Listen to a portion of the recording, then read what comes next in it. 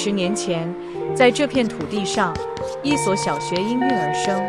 那是个简陋却充满希望的起点。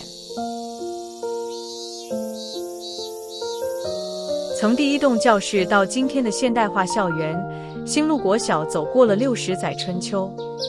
多少学子从这里出发，带着梦想翱翔天际。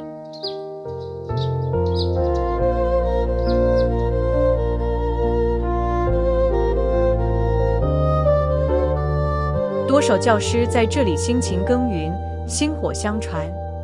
今天，我们站在这段历史的肩膀上，迎接更辉煌的未来。